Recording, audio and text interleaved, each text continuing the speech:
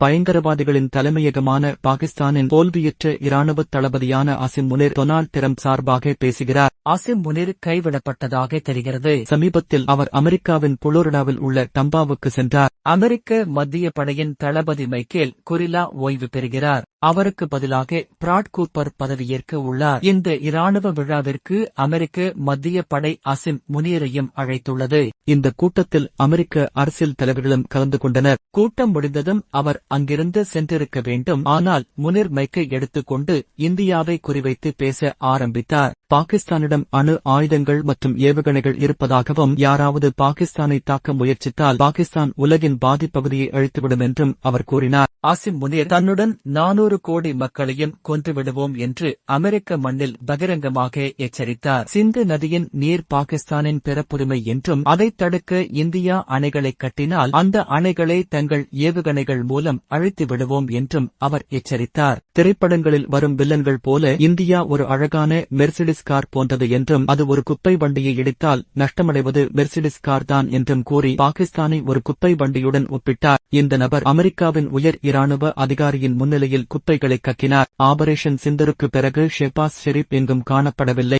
Donald டிரம்பும் அசிம் முனிரையே அழைக்கிறார். பாகிஸ்தானின் எதிர்காலத்தை அசிம் முனிர் தான் தீர்மானிப்பாரா? அசிம் முனிரின் கருத்துக்களுக்கு பதிலடி கொடுக்கும் விதமாக இந்திய வெளியுறவுத்துறை அமைச்சகம் களமிறங்கியது. அசிம் முனிர் பொறுப்பற்ற முறையில் அறிக்கைகளை வெளியிட்டு வருவதாகவும் இதை உலக நாடுகள் கவனிக்க வேண்டும் என்றும் கோரினர். பயங்கரவாதிகள் நிறைந்த பாகிஸ்தானில் அணு ஆயுதங்கள் இருப்பது உலக அமைதிக்கு நல்லதல்ல என்றும் குரங்கு கையில் கல்லை கொடுத்தது போல் அவர்களுக்கு அணு ஆயுதங்கள் கொடுக்கப்பட்டுள்ளதாகவும் பாகிஸ்தான் இதை தவறாக பயன்படுத்தும் என்றும் தன்னுடன் 80% பூமியையும் அழித்துவிடும் என்றும் கூறினர். அசிம் முனிர் இந்தியா பற்றி ஒரு 3ஆம் நாட்டில் அதாவது அமெரிக்க மண்ணில் நின்று பேசுவது வருந்தத்தக்க விஷயம் என்று இந்தியா தெரிவித்தது. இந்தியாவின் நலன்களே எங்களுக்கு முக்கியம் என்றும் நாங்கள் அணு ஆயுத அச்சுறுத்தல்களுக்கு பயப்பட மாட்டோம் என்றும் அணைகளை கட்டுவோம் என்றும் இந்தியா அறிவித்தது. ஒருவேளை அசிம் முனிர் இந்திய அணைகளை அழித்தால் கராச்சி துறைமுகத்தை அழித்துவிட இந்திய கடற்படையும் தயாராக உள்ளது என்று கூறியது. இந்த உரையில் அசிம் முனிர் காஷ்மீர் இந்தியாவின் உள்விவகாரம் அல்ல, அது ஒரு சர்வதேச பிரச்சினை என்று கூறினார். இத்தனை நாட்களாக காஷ்மீர் ஒரு இருதரப்பு பிரச்சினை என்று நாங்கள் கூறிக்கொண்டிருந்தோம். ஆனால் இப்போது அசிம் முனிர் அதை சர்வதேசமயமாக்கிவிட்டார். காஷ்மீரில் முனிர் அமெரிக்க இராணுவத்தையும் டொனால்ட் டிரம்பையும் உள்ளே இழுக்க முயற்சிக்கிறார். ஒரு அமெரிக்க தளபதியின் நிகழ்வில் இவர் இந்தியாவுக்கு எச்சரிக்கை விடுக்கிறார் என்றால் இந்தியா அமெரிக்கா இடையேயான உறவுகள் எவ்வளவு மோசமாகிவிட்டன என்பதை நீங்கள் புரிந்து கொள்ள வேண்டும். இந்தியா வலுவான பதிலடி கொடுத்தது.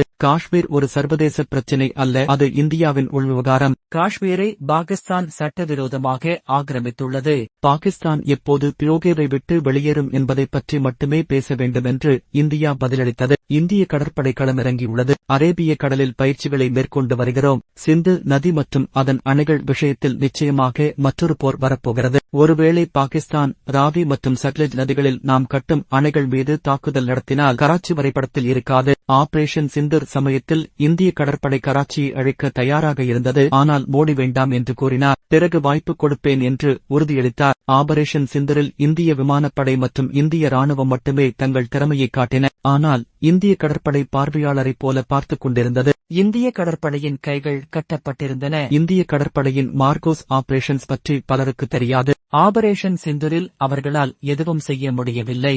அசிம் முனிரின் தைரியத்திற்கு காரணம் யார்? டம்பாவில் நின்று இந்தியாவுக்கு எச்சரிக்கை விடுக்க அசிம் முனிருக்கு என்ன இருக்கிறது? அசிம் முனிருக்கு பின்னால் டொனால்ட் டிரம்ப் இருக்கிறார். டொனால்ட் டிரம்ப் தான் இதையெல்லாம் செய்து வருகிறார். டொனால்ட் டிரம்ப் மற்றும் அசிம் முனிர் இடையே நடந்த ரகசிய ஒப்பந்தம் என்ன? இருவரும் சேர்ந்து நடத்தும் ரகசிய வியாபாரம் என்ன என்பதை முக்கிய ஊடகங்கள் ஒருபோதும் சொல்லாது. இதைப் பற்றி இப்போது விளக்குகிறேன். அமெரிக்காவுக்கு இந்தியாவின் வளர்ச்சி பிடிக்கவில்லை. டொனால்ட் டிரம்ப் பாகிஸ்தானுக்கு ஆதரவாக இருக்கிறார் அல்லது பாகிஸ்தானின் புவியியல் பகுதி அமெரிக்காவுக்கு தேவை அல்லது ஈரானை கட்டுப்படுத்தவே அமெரிக்கா பாகிஸ்தானுக்கு ஆதரவு அளிக்கிறது என்று பலர் நினைக்கிறார்கள். ஆனால் இதன் பின்னால் உள்ள உண்மையான ரகசியத்தைப் பற்றி இப்போது கூறுகிறேன். இது ஒரு குடும்பத்திற்கும் சில நாடுகளுக்கும் இடையே நடக்கும் போர். அசிம் முனிர் 2 மாதங்களில் 2 முறை அமெரிக்காவுக்கு சென்றார். தனிப்பட்ட முறையில் பல முறை டொனால்ட் டிரம்பை சந்தித்தார். டொனால்ட் டிரம்ப் பாகிஸ்தான் மீது வெறும் 19% வரி விதித்து இந்தியா மீது 50% வரி விதித்தார். இந்தியாவுடன் அமெரிக்காவுக்கு $140 பில்லியன்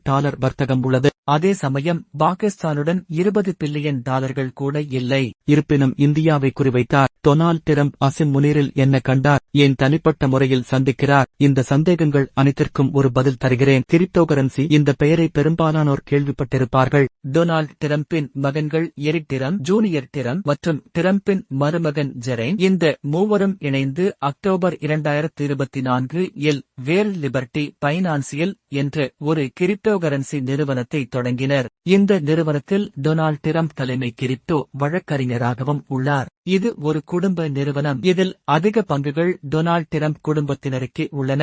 கட்டுமானத் துறையில் லாபம் இல்லாததால் டிரம்ப் குடும்பம் இந்த தொழிலில் இறங்கியுள்ளது. டாலருக்கு மாற்றாக பிரிக்ஸ் நாணயம் வர வேண்டும் என்று நாம் விவாதித்து வருகிறோம். ஆனால் டொனால்ட் டிரம்ப் கரன்சி என்ற பெயரில் ஒரு டிஜிட்டல் நாணயத்தை கொண்டு வர வேண்டும். சர்வதேச வர்த்தகம் அனைத்தும் டிரம்ப் கரன்சியுடன் நடக்க வேண்டும் என்று பார்க்கிறார். இந்த WLF நிறுவனம் USD1 ஸ்டேபிள் காயின் என்று ஒரு டிரம்ப் காயினையும் வெளியிட்டது. இது ஒரு டிஜிட்டல் நாணயம். உலக வர்த்தகம் இப்போது டாலருடன் நடந்து வருகிறது. கிரிப்டோ எப்படி வேலை செய்கிறது என்பதை எளிமையாக விளக்குகிறேன். கிரிப்டோ என்பது டாலர் நோட்டு அல்ல, அது ஒரு டிஜிட்டல் நாணயம், அதாவது ஆன்லைனில் இருக்கும் நாணயம். நீங்கள் அமெரிக்காவிலிருந்து $100 ஒரு போன் வாங்க வேண்டும் என்று வைத்துக் கொள்வோம். நீங்கள் டாலர்களில் பணம் செலுத்தினால் போனுக்கு $100 பில் படும். பிளஸ் 15% சுங்க வரி மற்றும் 18% GST இந்திய அரசாங்கத்திற்கு செலுத்த வேண்டும்.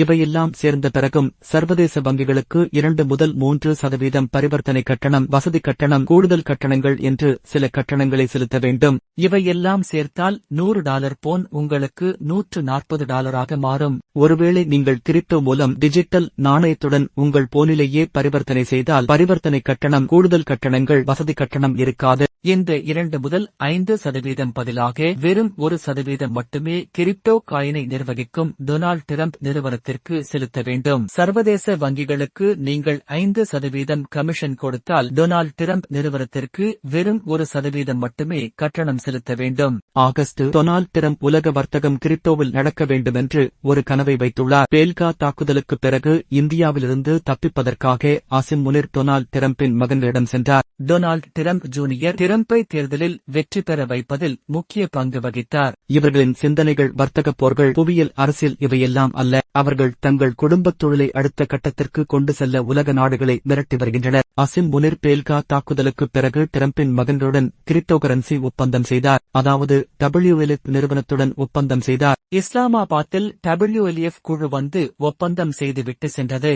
இதனால் டொனால்ட் டிரம்ப் பாகிஸ்தான் மீது மென்மையாக நடந்து கொண்டார். ஏனென்றால் உலகில் உள்ள 195 நாடுகளில் பாகிஸ்தான் என்ற ஒரே ஒரு நாடுதான் முதலில் WLF நிறுவனத்துடன் ஒப்பந்தம் செய்தது.